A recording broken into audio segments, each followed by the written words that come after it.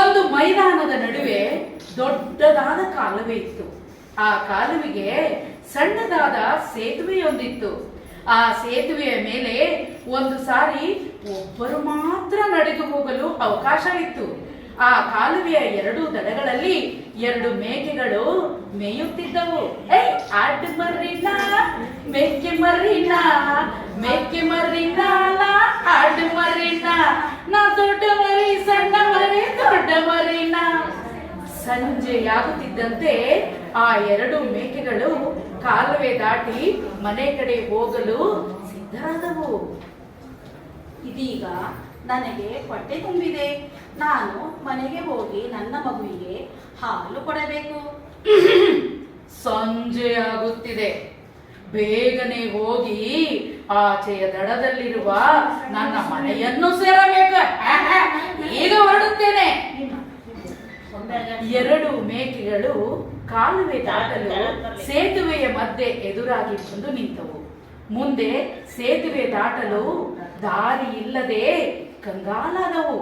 ಆಗ ದೊಡ್ಡ ಮೇಕೆಯು ದರ್ಪದಿಂದ ಹೇಳಿತು, ಎಲೆ ಚಿಕ್ಕ ಮೇಕೆಯೇ, ನಾನು ಬೇಗನೆ ಮನೆ ಸೇರಬೇಕಾಗಿದೆ. ಎಂದಕ್ಕೆ ಸಡೆ? ಅಯ್ಯ, ನನ್ನ ಮಗುವಿಗೆ ಬೇಗನೆ ಹೋಗಿ ಹಾಲು ಕೊಡಬೇಕು.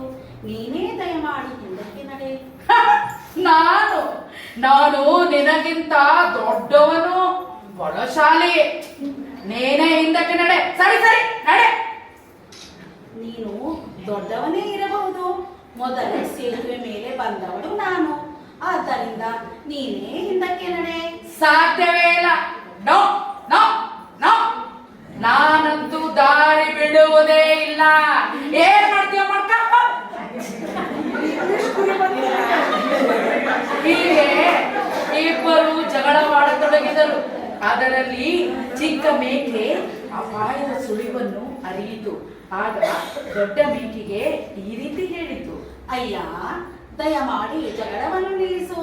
ಇಲ್ಲದಿದ್ದರೆ ನಾವಿಬ್ಬರು ಕಾಲುವೆಗೆ ಬಿದ್ದು ಸಾಯಬೇಕಾಗುತ್ತದೆ.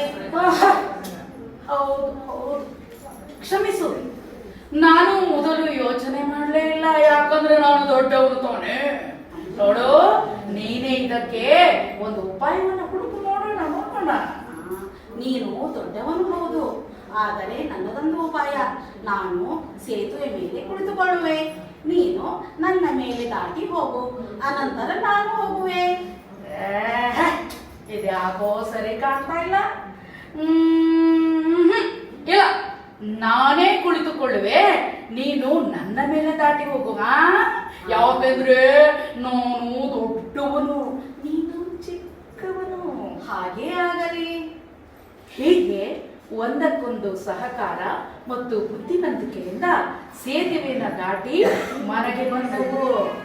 ಜಾಣ ಮರ್ರಿನ ನಾ ಮೇಕೆ ಮರಿನ, ಜಾಣ ಮರ್ರಿನ ನಾ ಮೇಕೆ ಮರಿನ, ಮೇಕೆ ಮರಿ ಜಾಣ ಮರಿನ, ದೊಡ್ಡ ಮರಿ ಸಣ್ಣ ಮರಿ ಮೇಕೆ ಮರಿನ, ಜಾಣ ಮರಿನ ಜಾಣ ಮರಿನ.